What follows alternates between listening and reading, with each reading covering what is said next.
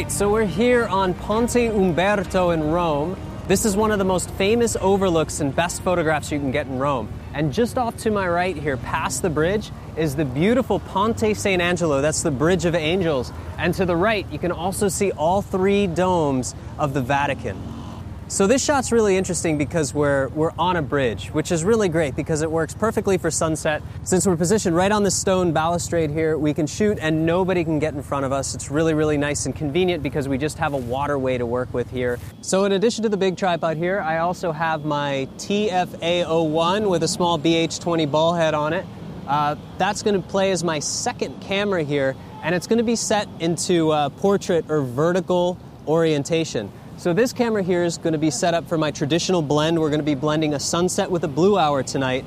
And this camera is going to be my play camera. Since this camera has to stay still the entire time of shooting, this is the one where I'm going to experiment with different compositions and hopefully nail an additional vertical shot as well. Now, whenever possible, I like to shoot a horizontal version and a vertical version because you never know what people are going to need. For example, if it's a magazine cover or an article like that, a lot of people are going to ask you for a vertical version of your image. So rather than cropping a horizontal version, if they see a vertical version that fits the format they're looking for, they're more likely to purchase the image.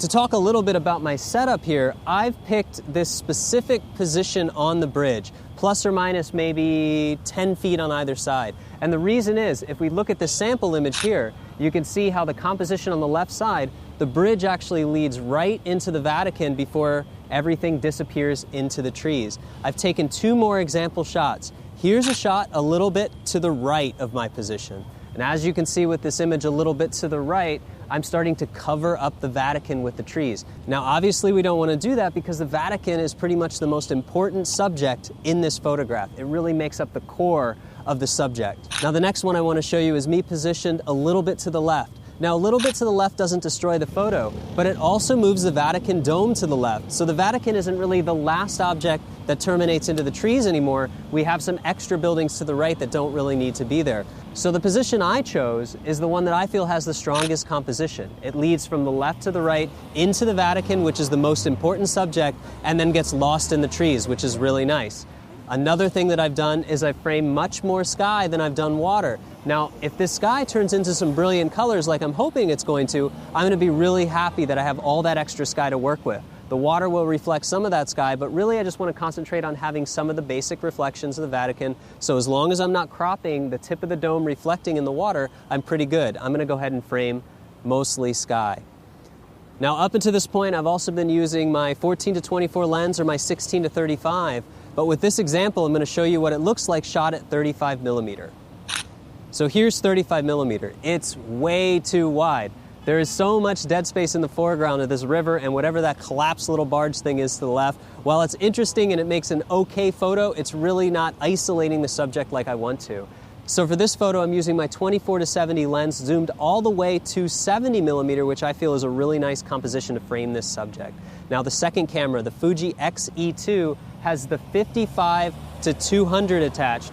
That's the camera I'm going to use to zoom in even more to get some nice tight detail shots as the light starts to progress. This gives me really nice options to shoot the composition that I want at 70 millimeters while also picking up a few more compositions that I might want later, a little bit tighter or even a little bit wider if I decide to. So we've talked a little bit about the setup here and how we're trying to combine a brilliant sunset, all those colors with the blue hour like we've done a little bit before.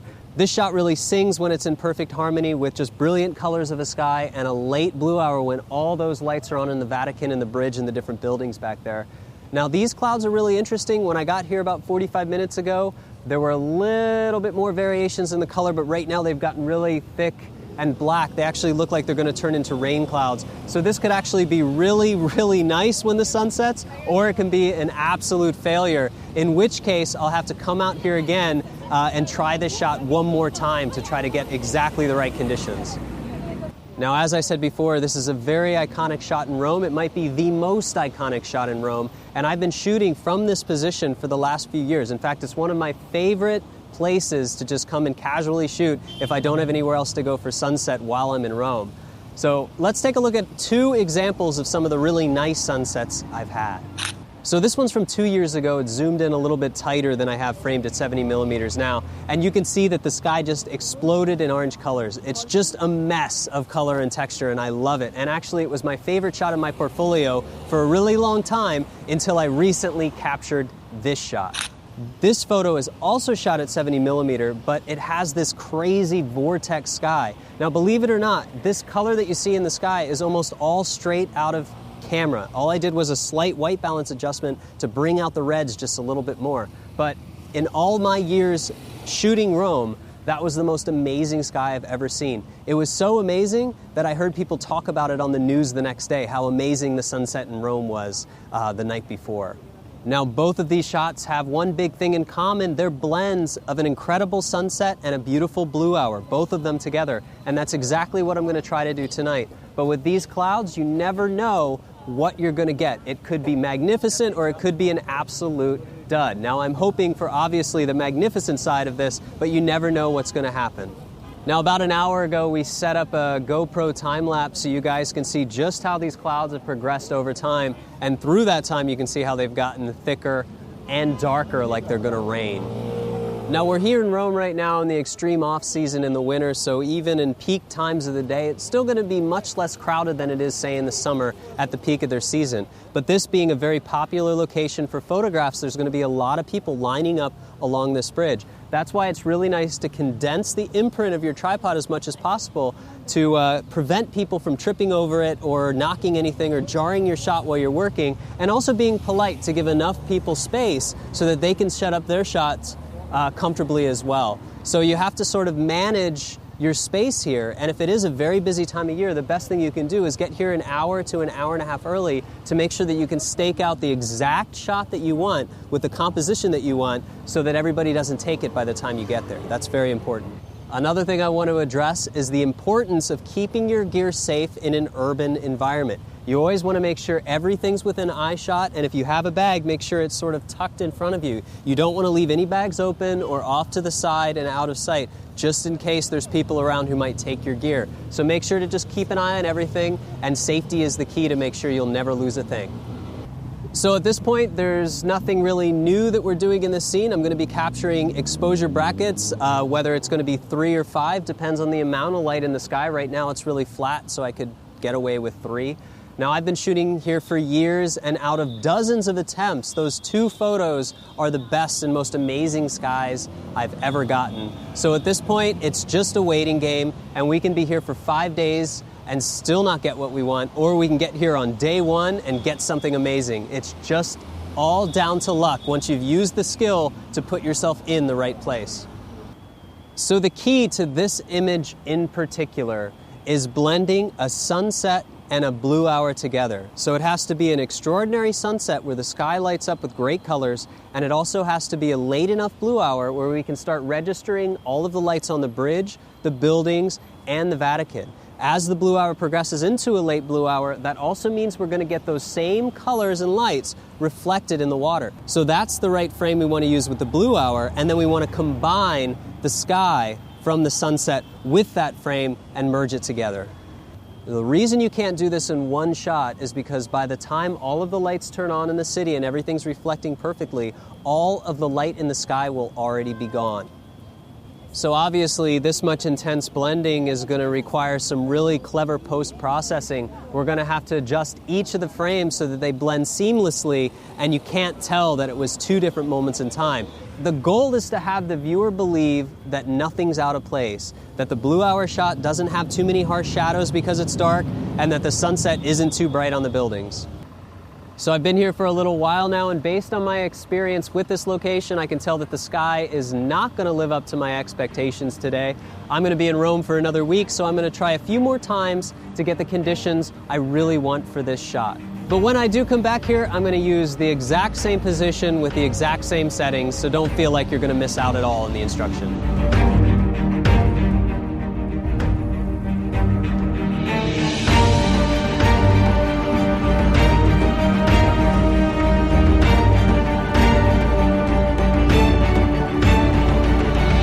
So tonight, something really strange happened. The lights on the Vatican never turned on. The Vatican lights are always on. In fact, they usually come on first. It's the beautiful lights of the dome of St. Peter's. But now it's completely dark except for 3 little funny lights in one of the windows. So everybody here who's been waiting to get this shot is now either asking each other why those lights aren't coming on or very disappointed because they didn't get their nice blue hour night shot. At this point, I'd be surprised if they come on at all, but even if they did, blue hour's over, it's full dark, it's not even going to be a really good shot. But these are the kind of situations that you can never plan for. In Italy, this happens a lot. Sometimes lights don't come on schedule, or they're broken, or things are under maintenance, there's scaffolding. There's any number of things that can cause you to not get your shot. So it's always good to exercise both patience and flexibility. And when this kind of stuff happens, you shouldn't be disappointed. You should just be happy that you're in this beautiful spot, in the beautiful part of the world, and enjoying these incredible scenes. So don't let it get you down too much if you don't get the shot that you want. Just enjoy the moment, because you can always come back here again and try again later.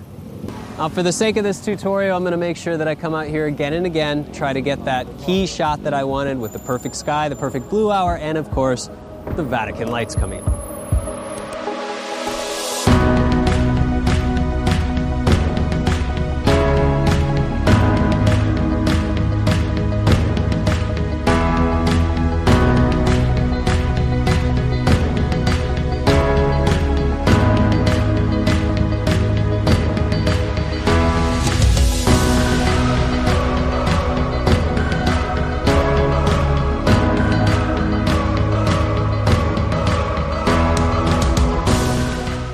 Welcome back to the studio, everybody. Today we're going to be talking about the shot that I got from Ponte Umberto in Rome. If you remember, that's where we shot the bridge, Ponte San Angelo, the Bridge of Angels, with the Vatican dome behind it. It's a really awesome spot for photography, but remember when we were in the field, I had said that I would have multiple attempts. I'd try multiple times to be able to get the right sky, the right conditions, so we'd have something really fun to work on. Well, the first 2 attempts didn't work out. The third one didn't work out, but on the 4th attempt that I had in Rome in that week, the sky looked beautiful. Actually, it was an amazing sunset, perfect blue hour, but the Vatican dome didn't turn on. Now, just a little backstory on the Vatican dome. I did find out that the reason the dome was off for the entire time I was there is during the off-season, they decided to change all the lights to LED lights, which is really cool. In between then and now, I actually went back to Rome, and I have to say the lights are even nicer, so they're even more vivid, bright, and apparently the LED is going to cut power consumption in the Vatican, so they are now very power conscious, which is kind of cool. So either way, it took 4 attempts to be able to get the right files to work on, but that's pretty typical with this type of photography. You really have to wait for the perfect conditions to be able to get the shot that you want. So you also saw that we were trying, multiple compositions. We showed you multiple compositions. We showed you a vertical shot versus a horizontal shot. The shot that I'm about to show you is actually shot with the Fujifilm X-T1, and it's using that same little tabletop TFA01 tripod just on the balustrade of the bridge. So it's pretty cool. It's super stable. I was able to get the shot that I wanted with the Fuji X-T1. This is going to be another time where we're blending time together. We're blending moments of time. We are going to take the peak of that beautiful sunset, blend it with a late blue hour. So usually I would try to pick something that was a little closer together in time.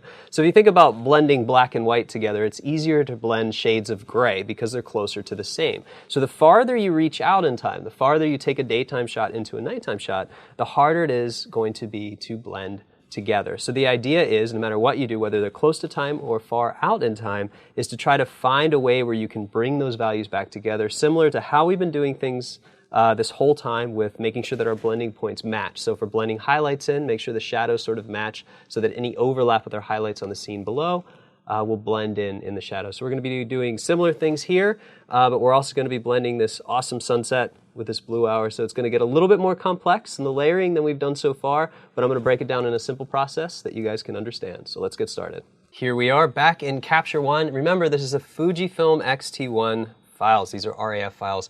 16 megapixel, super high quality, but I wanted to show you guys again, the camera takes care of the distortion. Now, these are shot at, it looks like I shot these at f8, and you can see even if I change the light fall off, the camera gets rid of the vignetting, gets rid of the distortion. So just make sure that it doesn't remove the distortion because it'll actually distort it instead. I know I mentioned that a couple times, just wanted to send that point home so we never have distorted Fujifilm files.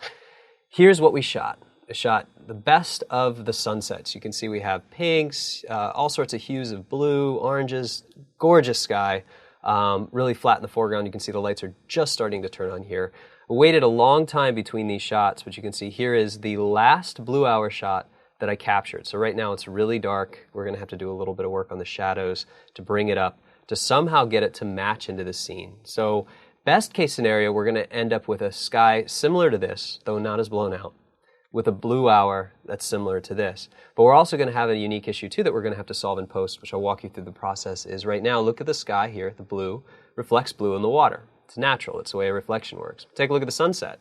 We get those colors reflecting. So we're going to have to find a blending point between the colors in the water and the colors in the sky and the lights reflecting as well. So it's going to be a little complex, but we're going to start simply.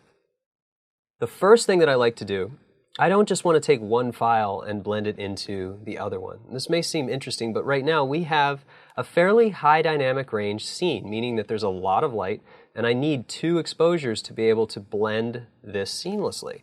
The way I like to think about this type of blending is that I first want to blend these shots together. So I want to create a perfect lit, blended sunset before I actually blend in the blue hour. So in this case, we're going to create 2 blending states. One blending state for sunset, one blending state for blue hour. So the first thing we have to do, I like to start at the bottom of the base and then build up. So I'm going to say that the sunset is going to become the base of this composition, and then I'm going to blend in the lights from the blue hour. So the first thing that I want to do is address the compositing we need to do for the base. So let's start with the neutral exposure. This one, the sky looks really nice, but it's really dark. You can see we have clamp levels. The one here, the neutral exposure, you can see that we're not losing any of the blacks. We're not really losing any of the whites either, but it does look a little bright. And then here, this one's a little bit blown out, but we're starting to see the details in the shadows. So what we're going to do is combine this one for the base for the shadows and this one for the highlights. So the first thing I want to do is address the issues in this one. And really what I'm going to focus on for this one is getting that perfect balance for the sky. So let's try to recover some of the highlights first. Let's pull this up. Let's pull it up really far and see what happens. Let's also bring the shadows up so we can recover some of that. Let's go all the way up to about 60. That looks pretty good.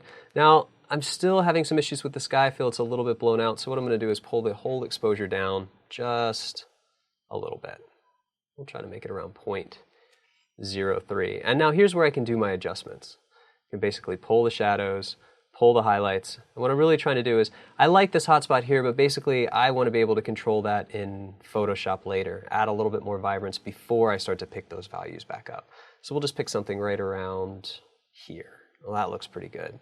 Now, if this was going to be our base, the next thing we need to do is adjust what's going to be our shadows. So right now the highlights look really good, shadows are still a little bit dark, and I've underexposed a little bit to be able to get the sky the way that I want it, and I can't recover too much more in the shadows or else it's going to start to look a little bit gray. So I'm going to go up to the next exposure now and make adjustments. First things first, let's go ahead and bring up the shadows to the way that we want the shadows. And in this case, I think that's pretty good luminosity for the shadows. Next thing I'm going to do is I want to blend the shadows into here. So what I'm going to do is try to recover some of the highlights. Now the idea is that I'm not going to be using any highlights from this layer, but when anywhere that it blends over, any of the masking that I don't do correctly, even though we're going to be doing it all correctly, I want to make sure that these edges always line up. So let's go ahead and bring this shadow up a little bit to match, so maybe somewhere around 80 as well, and then we'll use the shadows from this layer. So the first thing I'm going to want to do is bring this layer into Photoshop. I'm going to export the variant so that we can pick this up in Photoshop. And you guys remember, I always copy it out of one document and then paste it in. This time, I've already brought in the original RAW into the PSD so that we can start keeping this organized, and we can call this adjusted RAW shadows. Or actually, this is going to be highlights. Next thing I'll do, go back to Capture One and export the next layer.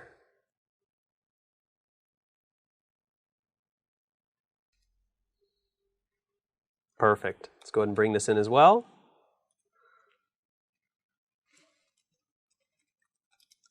Adjusted raw, shadows. Good to stay organized from start to finish. Now that we have both these layers in, we have our highlights layer and we have our shadows layer, what I want to do is create a custom luminosity mask to blend these things together. So the first thing I'm going to do is toggle the top layer off, which is our adjusted one, leave this one visible so that when I go to channels, it's going to show everything here. So basically what I'm going to do is select the RGB channel. We've done this before. We need to create a mask just for the shadows. I'm going to go down here, I'm going to click on the Create New Mask button, and what I'm going to get is a mask for the highlights. But you guys remember, if we Command I on the keyboard, that will invert it into a shadow mask. But here's what's happening. Right now, I'm still selecting a lot of the sky. I want to get rid of as much of those clouds as possible because I want to use the sky from the base layer, and I just want to use this foreground. So what I'm going to do is something called clamping. I'm going to clamp these levels by loading curves. And you can always go up to curves by saying Image, Adjustment, Curves. Or you can use the hotkey, Command M, M for curves. I'm not sure where they came up with that hotkey, but that's how it is. Command M here will bring it up. And what I'm going to actually do is bring the dark values down while trying to bring the white values up. And I do that just by clamping this, just like we add contrast. Basically, by dragging this down, this is going to start clamping these levels down. And I'm going to start removing some of the sky. And really what I'm trying to do is pull some of this away from the edges. At the same time, I'm going to go ahead and clamp this so that a little bit more becomes white, and I'm just going to make some minor adjustments here. So far that looks pretty good. Now what I'm going to do is I'm going to leave all this intact in the bottom, but I want to adjust just the sky. So I'm going to grab the marquee tool by pressing M on the keyboard, and I'm going to just make a selection right about here. I'm going to do another Command M for curves, and I'm going to clamp these down just a little bit more, just a hair. Now that they're clamped down really well, I have nice separation from all my edges. I can say OK, Command D for deselect, and I'm basically just going to lasso out some of the stuff that I don't need. Bear in mind you can paint this too, but for me, I'm using the Wacom Intuos and the stylus, so it's really easy to freehand this. I'll flood it with black, and we'll get rid of that area right there. So basically what this is going to become, it's going to become our mask just for the shadows. So I'll go ahead and load it, turn RGB back on just so we can see everything again. I'll create a folder, and I'll apply this to the folder, and we'll just call this Shadow Luma Mask. And I'll put our shadows inside of this folder, and basically what we get is from here to here. What's really cool though is we're not affecting the sky whatsoever. We've made sure to not affect the sky, just the foreground. So we made that foreground even brighter. And it actually looks good. These edges are all intact. The other nice thing about doing it this way is that we don't end up with any seams. Everything looks pretty good. Even when we blend the water, these are shot so close together that we're not getting any of those negative effects of stack up or areas where the water starts to move a little bit. What we can do if we are starting to get those areas, like right here, if we look, we can just go in with the brush and we can paint white in these areas. So just so that we don't have any overlap, any extra ripples. Think about if you shoot 3 different exposures, blend them all together with some sort of opacity. Obviously the ripples are going to stack up too, which is what we don't want. So what we can do is just go ahead and paint this in. And I'm just going to paint those ripples right back in just with white, just so we don't have any problems there. Also bear in mind that some of this is going to get covered up once I bring in the blue hour shot. But what I want to do first is I want to create a seamless composite as if this was going to be our final image. Imagine if this wasn't going to be a blend, it was just going to be the sunset. I want to make sure that the base underneath looks just as good as what it's going to get flooded with. That way, anything that causes an overlap where there's some edges or something that doesn't fade in correctly, I know that everything underneath those masks that I create are going to be perfect as well. So basically what this does is it creates what's called our sunset blend. So we've done one blend so far. The next step is to start working on the blue hour. Before I do that, I'm going to take these two things together, create another folder just by dragging them to the folder, and we're going to call this sunset blend. Now I'm going to go back to Capture One. We're going to start working on the blue hour. Here in Capture One, I've already highlighted these green for myself for easy reference. Basically what I want to do is use this file here because this one is way blown out. Nice in the brightness and the shadows, but the highlights are just too destroyed. Even in this one here, if I go and show my highlight warning, you can see I'm losing some stuff. Even though this looks blown out in the castle, it's not, but visually it is. And visually can be just as big of a problem as actually blown out or 100% blown out. So we have to be really careful. Roll down to the negative exposure, however, and we can see that this looks pretty good. We still have some blown out areas here in the water, but it should be easy to adjust. So basically what I'm going to do first is this is going to become my base. Now again, let's pretend that we're not going to blend this into the sunset. We're just going to work on a blue hour. This would become the base, and after we get this one ready, the next thing we're going to do is blend in highlights to correct anything that's overexposed in the base. So let's go ahead and make our adjustments to this file first. The first thing I'm going to have to do is obviously pull some of those highlights back.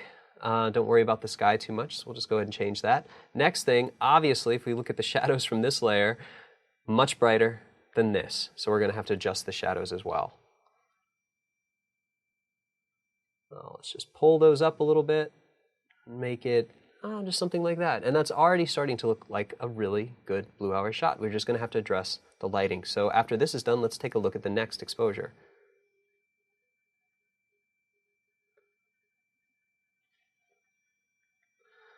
Here we go. This is very underexposed. So let's see what we can do. If we pull it all the way up and all the way up for the highlights. Well, it doesn't look that good. It's a little washed out. This one, you can actually see some more of the detail. This one becomes a little bit more washed out. So we're going to go ahead and pull the exposure down a little bit too. I think that looks right on the money. So here's basically what's going to happen. We have our base layer, and then we have our highlights layer. And again, if I look at this, you can see that we only have some things that are overexposed, none of the sky, and then here you can see it's starting to grow. So basically, I want to get rid of as much of the highlight overexposure as possible and use it as a blending point. So I'm looking at a reference. Let's pull this down just a little bit more, underexpose it just a hair, and by a hair I mean really 0.05%. I know that may seem like not much, but it actually is. Let's go ahead and export this in. Combine it on top, and then we have our adjusted raw for, we'll say, shadows this time. Let's go back into Capture One, or remove the annoying notification that it always gives us, and we'll export this one too. Perfect. Let's bring this in as well, and put this right on top. Okay, so basically what we're going to do now is go back into the channels. We've already created our mask, but you can see we've clamped it to death. So we're going to have to create a new one. I'm going to go ahead and create a new one for this, and I'm just going to load the RGB. Instead of creating a new channel here, because that's a little bit wasteful, I'm not going to need it, I'm just going to go ahead and apply it to a folder. That way we can take a look at it. If you hold Option key and click the mask, you'll be able to see it, and you can see it's already set to be the highlights. If I want to, I can clamp this as well. I can just go ahead and pull these values down so I know there won't be too much overflow. But you know what? I'm going to leave it pretty much as is without making any adjustments, and I'm going to go ahead and put these highlights in, and we're just going to take a look at a before and after. You're going to see that you're not going to see too much difference except for where the sky and the water overlap.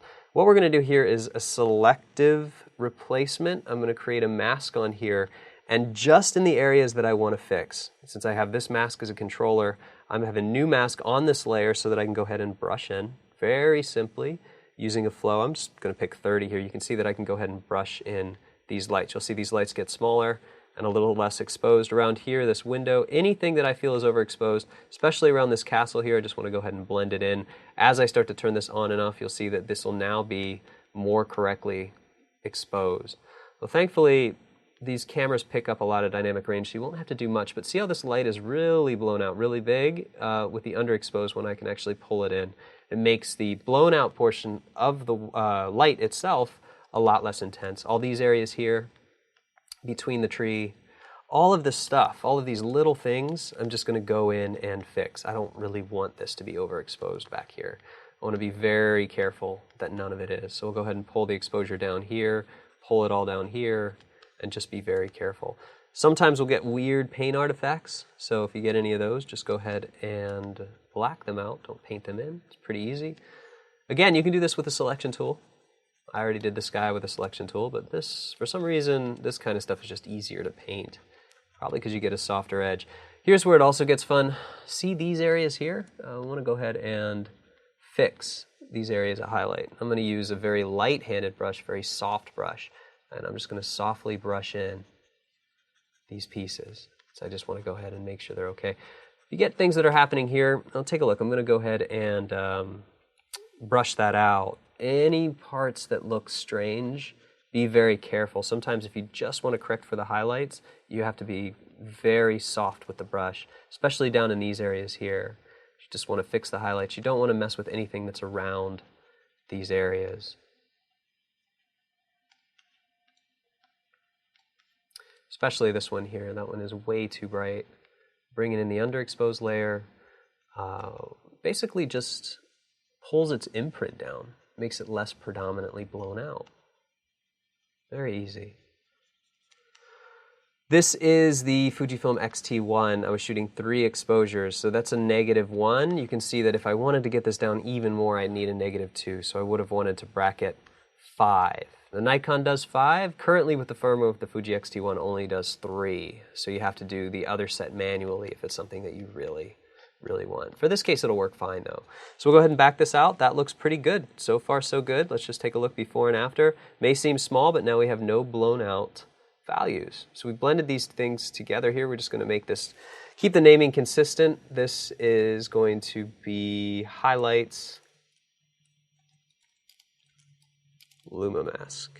That's cool. We're going to select both of these and we're going to say blue hour blend. So here's where it starts to get really fun. We've essentially just created 2 different scenes. We've created a sunset scene. Of course, it needs more post-processing. We've created a blue hour scene, and of course, that could use more color tweaking and everything. But how do we get them together? Well, that's the really fun part. There's so many different ways to do this. We could do it with masking. We could do it with a selection tool. We could actually go in and paint around these edges to try to get everything in. But I want to use a really simple method. So remember how we just clamped a mask earlier on? We clamped the blacks to get it to be more constricted to a solid selection. We're going to do the same thing, but we're going to do it a slightly different way. Something I want to point out really quick before we do that, in the channels, the more that you clamp channels, the more you clamp edges, I just want to show you guys, if I bring up a curves again, the more that I pull these blacks, the more it'll start to destroy the edges. It'll eat away at them until the point where, this is extreme example obviously, but you'll start to see the pixel level. So you have to be careful. It has to be a push and a pull and literally a give and a take. We don't want to overdo it because we don't want to destroy the edges. So the nice thing is, if you need to pull a very complex mask, if you do it in the channels, that's not as good as doing it in camera raw. So there's sometimes, and this doesn't work all the time, there's sometimes that in camera raw we can go ahead and generate something that we can create a better mask out of. Now let's really think about what we're trying to do here. We want either this area all to be black, and in this case it's the darkest. If this was all black here, and the sky was all white, that would be an easy way to generate a mask. Well, this sky's not going to work. Look at that dark patch. It's a lot of dark there. So what if I went back to this? Well, now we're talking. Look at all that light. Light around dark. What happens if I go to the underexposure? Check out now. We almost have this as black. So let's see if there's any way that we can go ahead and compress these values here to try to generate something that's going to be easier to channel mask. And that's really what we're trying to do, is create a channel mask for that. All right, so let's see what we can do. First thing I want to do is pull the exposure up. I'm trying to blow out that sky.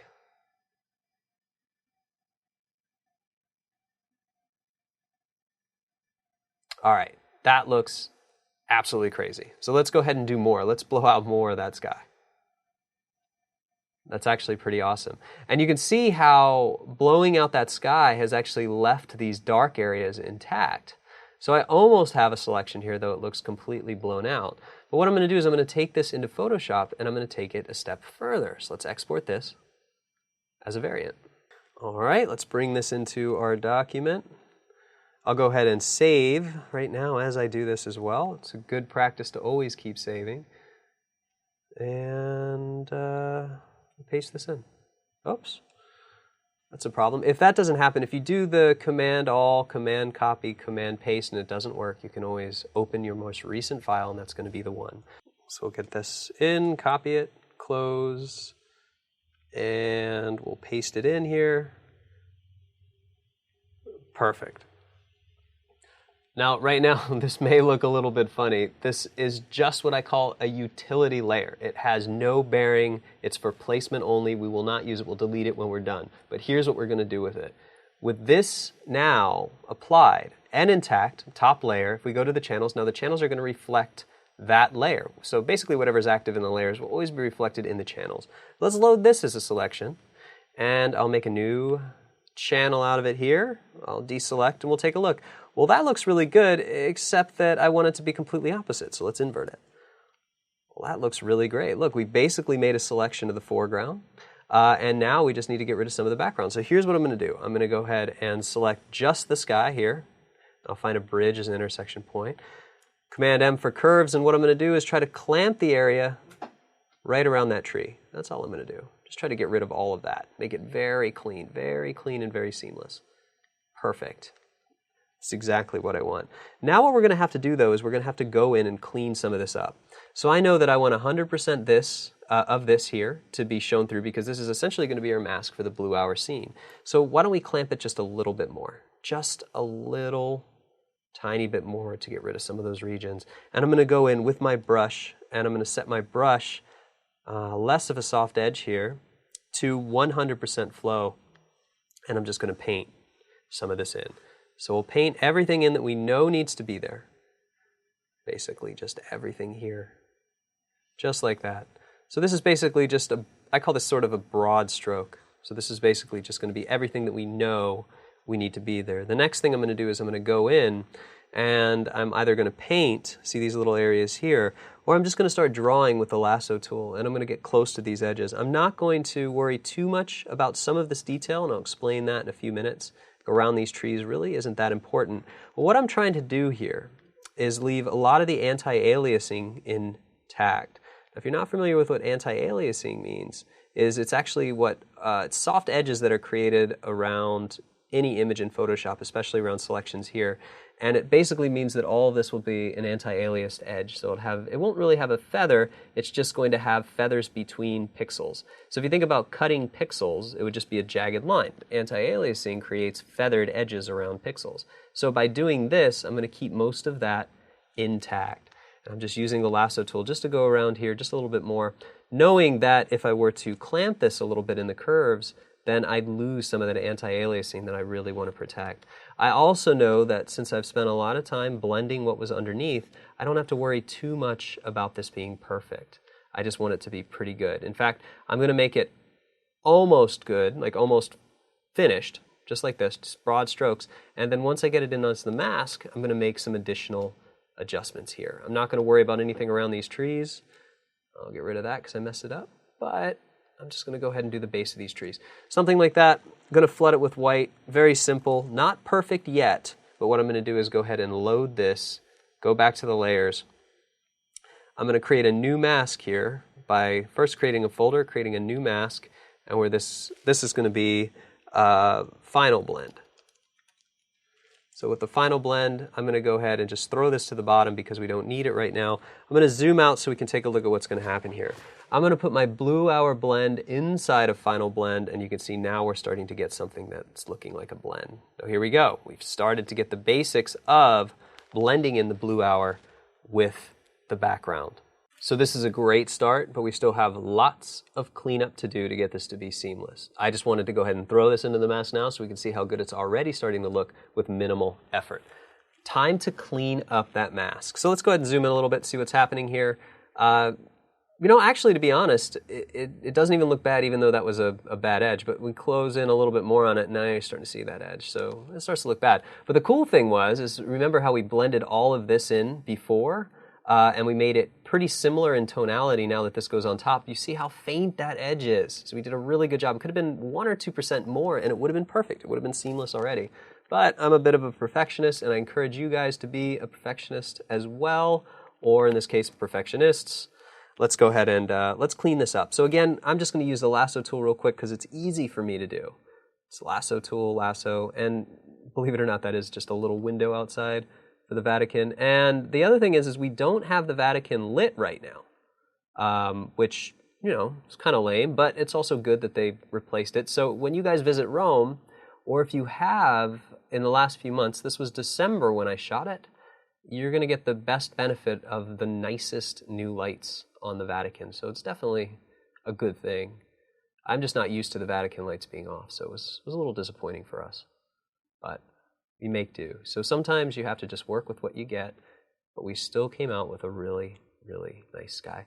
I'm not too concerned about these edges. I'm going to end up feathering these edges. So as a general rule, depending on how much you're planning on feathering, which is usually between 1/2 and 2 pixels, depending. If everything's sharp, then it's usually closer to 1/2 a pixel. Then you want to make sure that you always cut in from the edge. And that's what I'm really trying to do here. I always flood just to make sure I get everything. And I'm just going to do this a little bit more here. This is a cool method because it requires what's called cleanup. So imagine if we just went ahead and decided to commit to doing this type of selection. So in other words, we just said, you know what, I feel like I have a lot of time in my day today. I think I'm going to just use the lasso tool all day and paint a bunch of things out. Well, chances are it was going to take us much longer to do it, and our edges wouldn't be as good. So by clamping this channel, what we've done is we've done the hard work for us. The hard work is the edges. The easy work is this silly little cleanup that we have to do. And again, it's not super crucial. Even if I just go ahead and add this and I don't worry about those windows, nobody's really going to notice. We have a really nice advantage of being able to tease reality a little bit here and build something new for the viewer that they really haven't seen. So all this stuff here, chances are people aren't going to notice. We can always clean it up later. But I just want it to be nice and tidy first. And these areas, honestly, these are probably the more complex areas. And you can see I'm also using my stylus, so if I want, I can actually just freehand all these masks, just like this. And if I'm holding the Option key, as soon as I let go, it turns into the polygon lasso tool, so I can reset. I'm using a small tablet right now. If I had a medium tablet, this would be a dream to work on right now. But the small still works really well. Perfect, perfect, not quite as perfect. Let's make it perfect. And let's just call this close enough for now. Great. What I can actually do here is I can go into the mask options. I just want to show you guys, I can watch what happens when I feather. That's too much. But if we do just a tiny, tiny little bit, 0.2, 0.5 pixels, it helps tremendously. We'll go ahead and zoom that out. We'll take a look at our result. Now we're starting to get that blending point right back in. Time to address some of the other negative issues. Take a look at the water, actually. Let's zoom in a little bit more. Take a look at that. Looks really, really bad. In fact, that's sort of a negative thing that you get if you blended all this together in HDR, because it would just basically eat up these values. So if I turn this mask on and off by holding Shift, you can see simply by blending in more of the blue hour here, I can fix all that. So that's really easy to do with the brush. And I don't even have to have it at full opacity. In this case, something 40 or 50% flow, I can just go ahead and softly brush all of this water back in so that we lose all that sunset state here. We want to get these highlights back in. Here's where it gets a little bit more complicated. We want to be really careful around some of these edges. But for the most part, this area around here we know should be 100% in. 100% in here. Really nice. And now I'm going to do a 10%, and I'm just going to start to fade some of this out. Fade some of this out here. Here's what's really cool. If we take a look at this mask, you can see that it's including a lot of the blue hour. But what I want to do is start to bring some of these highlights back in. And the only way to do that is with a light-handed brush, and you do it manually. And then we can start to paint some of these highlights back in so they start to fade in to the sunset. So we want a little bit there. Even something like this may be better just to fade it out. So it's even less apparent, just like this. Because that light would just fade right in, fade right in. Same thing here. Heat up those reflections. Heat up these reflections here from the light. Fix them. It all looks pretty good, actually. Looks really good. And you guys have seen me do this so many times with the brush now. You can really see why I favor brushing, just because you get the nice soft edges. So that looks pretty good. That's going to be our blend. Now, something else I want to point out. Now, this is really annoying. Remember, I shot this on that little tabletop tripod, and watch it very closely. You can see that the pixels shift just a little bit. Now, it's not just because they move sort of a micro pixel, but the lighting changes too. So sometimes it seems like they're shifting more than they do, but check out how the light changes over time. Since we have light coming from above from the light from the sky, and then we have light coming from below, which is illuminating everything, but still, it's pretty seamless. Now let's address a big issue with this type of blending, and that's edges. Edges are a problem. Now remember, I blended 2 separate scenes together, and over time, this is probably 20 or 30 minutes of time, trees move, wind changes, things change. So I'm using blending a mask that's for the sunset with the blue hour inside of it. So chances are those trees are going to move. But here's the really cool thing. So I have my final blend. This is my working mask. What I'm going to do is put a mask on my blue hour, and I'm going to mask some of it out. So these trees, take a look at the before and after here. There's before blue hour, and here's with blue hour. They don't change a whole lot. So what I'm actually going to do is just brush some of it out. I'm just going to take a light brush, and I'm just going to paint out some of the trees, paint out some of that blue hour, and I'm going to minimize that artifacting around the edges. So basically all this, even those buildings there, none of this really needs to be blended in. Same thing with the trees. Any of the motion on the trees, check this out. See all that motion on the trees there? All I have to do is just blend it out, blend it all out. So we can just clean it up and blend it out. And it'll get rid of those gray edges. We'll go around here, we'll do the same around these trees, and that makes the edges a little less crucial. That antenna does not have to have it. I wouldn't recommend painting out the Vatican. I'll show you why. You can see that it's going to turn blue because it's going to have the ambient light. Leave that intact, but just go ahead and go over here, clean up some of these things that don't matter. You can see I undid that one. But trees are trees. So any of the tree edges that didn't line up, we can just go ahead and paint out. I'm going right around the edges here, but you can see how that's cleaning that up, getting rid of any seams, back it out a little bit, and now you can see my blending zones there, so I'm just going to go ahead and softly blend out some more. Here, just softly blend it out into here. So it seems seamless here. Seamless, seamless, seamless. That all looks pretty good. All right, back it up one more time. What we need to do is take a look at our blend one more time. So we have our sunset and our sunset blended with blue hour. Now we just need to do a little bit more to clean all this up.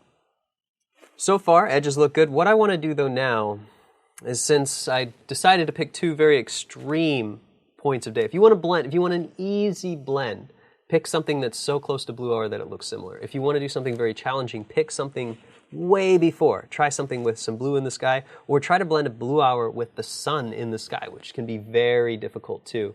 But it's still doable. You just have to be very careful in the blending. And after you blend everything together seamlessly, then you have to start adjusting some of the lighting. So right now, what I want to do is adjust. I think the sky is a little bit too bright. The sky has to come down in tonality to match the brightness of the foreground, because right now that brightness would take away from the lighting in the foreground. And I chose a very late blue hour, so we have to address this. So now, before we start doing anything else, basically between our sunset and blue hour, I want to go ahead and create a curves layer. And with that curves layer, since it's pretty easy to do, what I'm going to do is just start bringing down the sky a little bit. So I'm going to bring down the values here. I'm going to pull this dot all the way down to the shadows. I'm going to bring those down a little bit, and I'm going to add contrast by pulling it up. So it's basically just going to pre-darken the sky just a little bit, just to add a little bit more contrast. What I might also do here inside of the blue hour, since this is all put together, this is really nice. Basically anything I put inside of this mask will be color correction. I'm going to create another curves. And my shadows, I feel, are a little clipped. If I want to basically reduce the imprint of the shadows, I can actually destroy it by doing this. But if I just pick this up, maybe just 1 pixel or a few little pixels, then it's actually just going to take the contrast in the darks down a little bit, and that's just going to pull the blend to an easier state. So basically what I'm doing is just trying to clean these few things up. So basically that brings the sky down. You can see that I have some overlap in the trees, which is perfectly fine. So the next thing I want to do while I'm on that subject is, with our final blend, I want to address an issue here. Now we have a very, very warm sky, but we have very cool areas around the roofs, around the trees, and around the Vatican dome. So what I want to do is actually want to color correct this area, these cool areas, to be a little bit warmer in the sky. And I can do that inside of this mask very easily.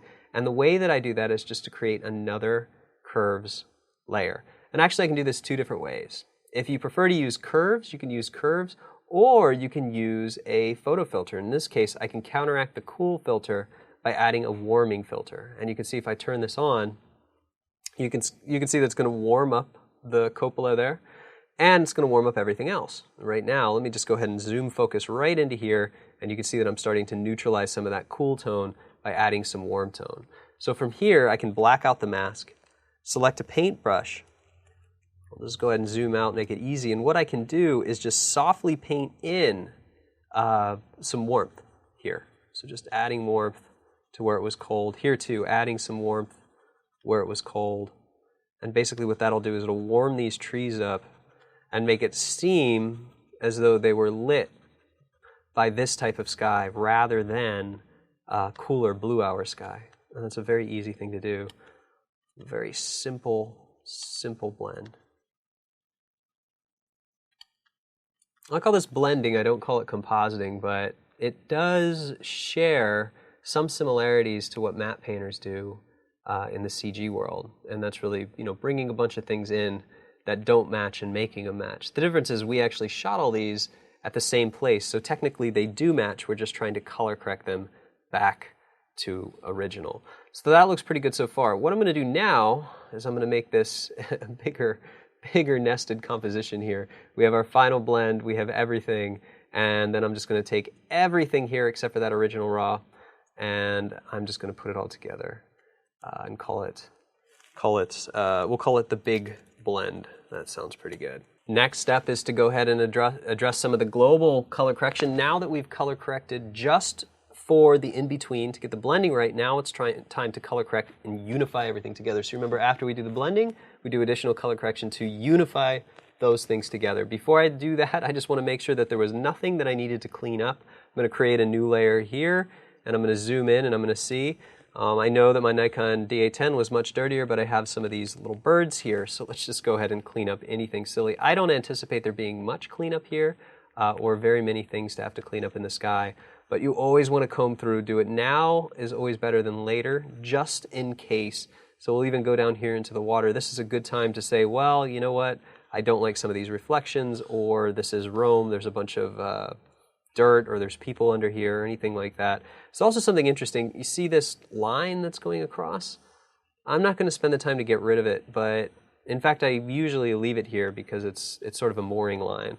But in some cases, if I had more time or I really wanted to be a perfectionist, I could go ahead and paint those things out. But really, this is your chance to just get rid of anything that you think shouldn't be there. And in this case, it all looks pretty good. There's just one bird, which is surprising for Rome. So now that we've done that, what I want to show you guys now, I'm going to avoid using any plugins. We're not going to use On1, we're not going to use Nik. We're not going to use Nik Collection On1, or basically anything except for a high-pass filter. What I want to do is go ahead and create some dynamic contrast using a simple technique with luminosity masking. And we're going to create a luminosity mask for midtones. So check this out. It's actually really easy to do. Don't let anybody let you think that it's extremely complex. Let's create a brand new one so we can take a look at this. I'm just going to Command-click everything and create an alpha channel. Command-D to deselect crawling ants. So right now, look, we have highlights, shadows. That's pretty self-explanatory, right? So let's just duplicate this one real quick. Let's duplicate it so that we have highlights and shadows. I have two separate masks. Well, what do you think midtones are? Midtones are everything that is between, right? In the middle, then you have highlights here, you have shadows here. So how do we just select what's in between these two things? Well, what we can do is Command-A to select all, and then we have everything selected. And what we can do is we can subtract one of these. So it says alpha 3, we know that this is the highlights. I'll subtract the highlights. And now I'll subtract the shadows. It's going to tell me that no pixels more than 50% selected, edges will not be visible, which is fine. We'll go ahead and create a new mask. And check this out. So now I have just the midtones. I basically have a layer, a selection that has subtracted both the highlights and the shadows to give me this midtone layer. It's very easy. So I'm going to load this, and it's going to give me that no pixels are selected error, which is fine. And I'm going to create a curves layer. With the curves layer, you can see that it doesn't show you anything, but basically, essentially, what I've selected are the midtones. Highlights and shadows are protected. So if I add contrast to this, check this out. What I'm actually going to be doing is just changing the midtones. If I clamp this, I just want to show you guys how extreme this is. You can see that it's going to protect all those highlights, all those shadows, and this gives me a mid-tone mask. So a lot of the stuff that we've been doing with the detail enhancement in both On1, in Nik Collection has all been based on just affecting the midtones and the quarter tones. And what I've done now is created a mask that I can select and manipulate just those midtones. So this is pretty cool. So watch this. This is how you create contrast in the midtones. So what I'm going to do is make the shadows darker and the highlights more vibrant. And that's going to create what's called, I call it dynamic contrast. Dynamic contrast just in the midtones so we protect all the other values. And we can tune this until we get it to look exactly how we want. And you can see the before and the after. And now we've created some nice dynamic contrast. We'll go ahead and leave this sort of neutral for now because we can go ahead and name it and we can adjust it a little bit more later. So we'll call this Midtone Luma Mask. Right now, I really like the way this looks. It's a little extreme, but it's an awesome sky. And when I say awesome sky, I mean that it's a layered sky. I'm always looking for this kind of layer and texture in my skies. I don't really like the contrail here. That's something I might clone out. But again, you know, it is Rome. It's very busy. And people sort of excuse it for these kind of areas. If you're just in the middle of nowhere that looks like an alien world, then I'd say get rid of the contrail because it can take you out of the environment. Here it's okay, and it's actually a nice white streak. But what I feel is that the whole thing here is a little bit too warm. The sky's a little bit too warm and everything, and what I want to do is cool that off a little bit. But I don't want to have to make a complex selection to do so, and I don't want to rely on my Nik collection. I want to do this manually. So let's go ahead and take a look at our channels. And we have a lot here that we've already made, but if we take a specific look at RGB, I'll go ahead and turn these off so that we can have one selected. Sorry, here, one. We'll start with red and then RGB. The cool thing is, if we look at this, if we know that there's a lot of blue in the top of the sky. So we know that there's a lot of blue selected here. We know that green is sort of a mixture color between what we have predominantly as red and yellows and predominant in blue in the sky. But if we take a look at the red, check this out. You can see that most of what's selected here already is all of that red in the sky. Where in blue, you can see that most of what's selected is that neutral blue color, and that most of the red here becomes sort of dark. So combinations of all these channels can be used, and we can use them for quick color correction. So that works out really well. So here's a good example. Like, say we want to take these reds in here and we want to cool them down. What we can do is we can create a specific folder. We're going to go ahead and select the reds. I'm going to go back to layers and I'm going to create a new folder, apply this mask, and I'm going to call it Red Luma. Here's the cool thing. Like, we basically have a way now. We want to change the colors. We want to cool down the sky a little bit. Maybe we want to add more or less contrast to the foreground. We want to bring all this together. We want to pop the color here in these reflections. The great thing is we haven't manipulated this, but we spent a lot of time creating some custom masks. So if I go back into my blend, I already have my final blend, which actually, if we take a look at it, pretty much is the foreground and the background. Or in this case, it's the sky and it's the water, or it's the foreground. So what I can actually do is load this again, and I can create another masking thing here. I can go ahead and create another folder, and I'm going to create this folder with the mask, and I'm going to call it the foreground.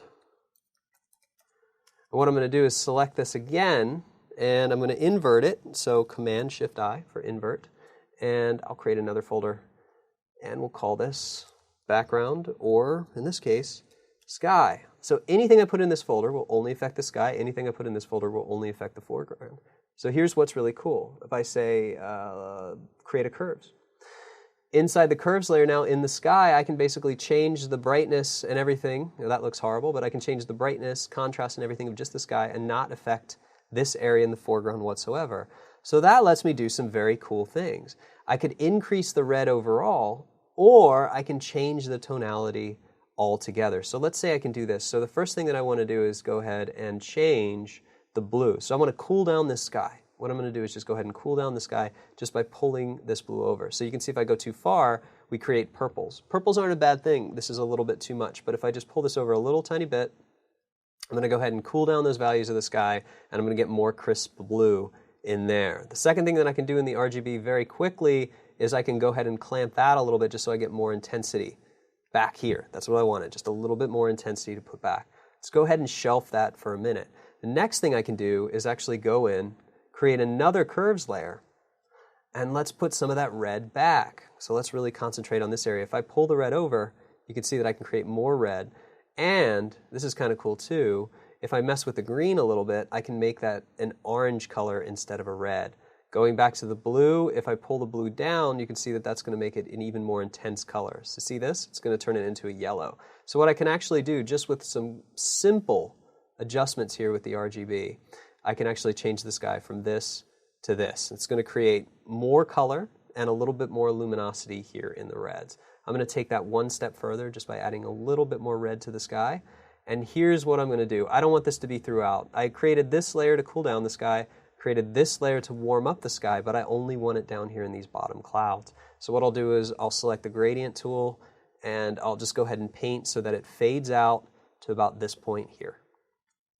So at the base here I get these nice reds. The cool thing is I've also added these reds back in to the reflection because you can see that that's part of that mask as well. So that's a really easy thing to do. So we've worked on the sky a little bit. Let's jump to the foreground or our architecture layer here, and I'm going to create another curves.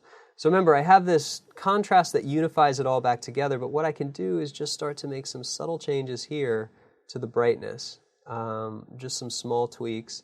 And I can also maybe even do the same thing that I did before and cool some of this down. What would happen if I cooled some of this down?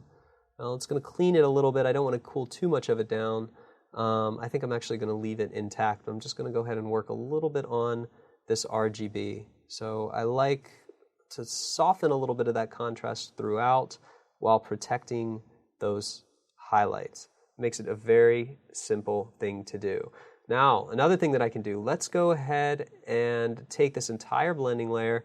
I'm going to do that super hotkey Shift Option Command E. It's going to create a new layer. That's the entire big blend result, which is fine. It can look like this. It doesn't matter. What I'm actually going to do is create a high pass. And we're going to say 2 pixels. Set this to overlay.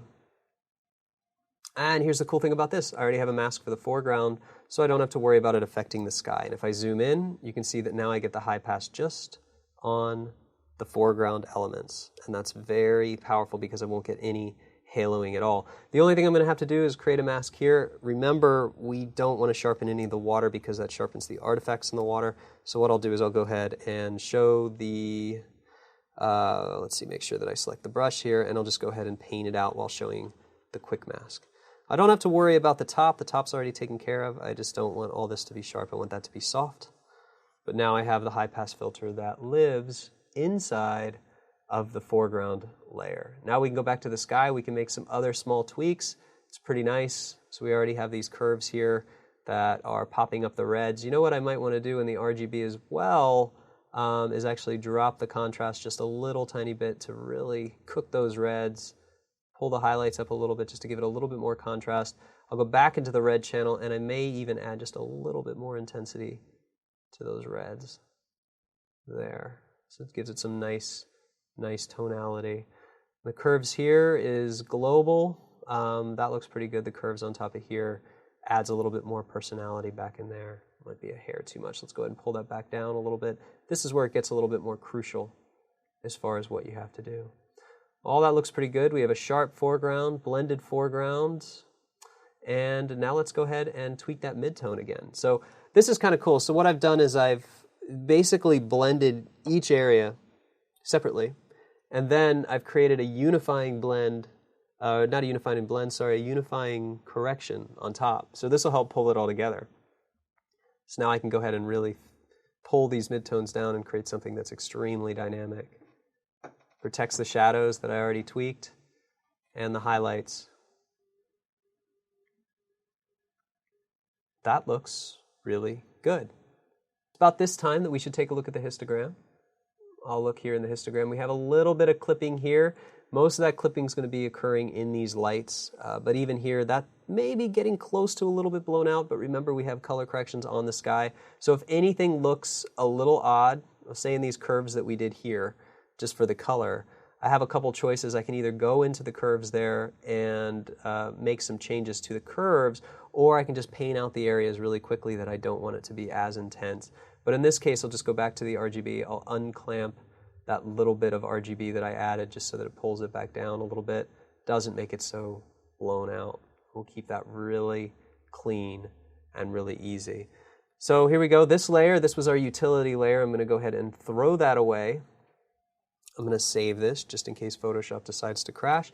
And let's go ahead and take a look at what we've done, because we've really created something extraordinary here. Now remember, when you're working with moments in time, you have more of an opportunity to create something truly unique. In fact, chances are nobody will ever see a combination of these elements together. Most of the time when you're standing in the same place, even if you're there with a bunch of other photographers, even though we talked about how the parallax shifts a little bit from side to side, we're still going to have the opportunity to capture something very similar to what they had. But by blending time together, we're able to create a super moment.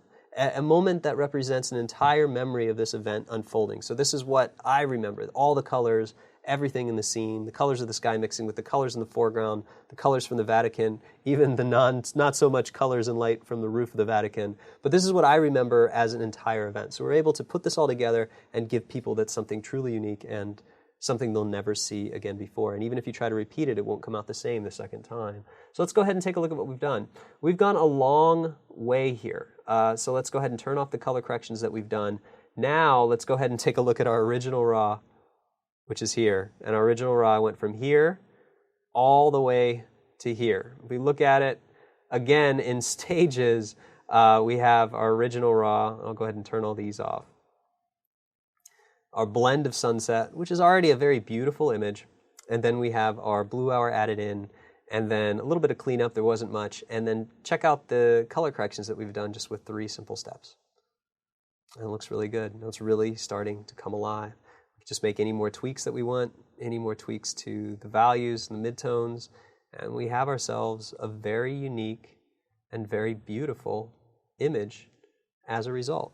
Well, that wraps it up for this lesson. I'm really excited because this is the second time that we've been able to blend moments in time together in Italy. The first time was in Vernazza. It was pretty awesome, but it was much easier. This one was much more complex. We had to use a lot of different masking techniques, but as you can see, even though they sound complicated or they seem complicated, if you just follow these simple steps, you'll see that it's easy and you'll end up with a very seamless blend. So I encourage you to take these files, practice with them so that when you're in Rome or you're any other part of the world that's going to have this lighting event, you're ready to capture everything you need and you're going to be able to put it all together yourself.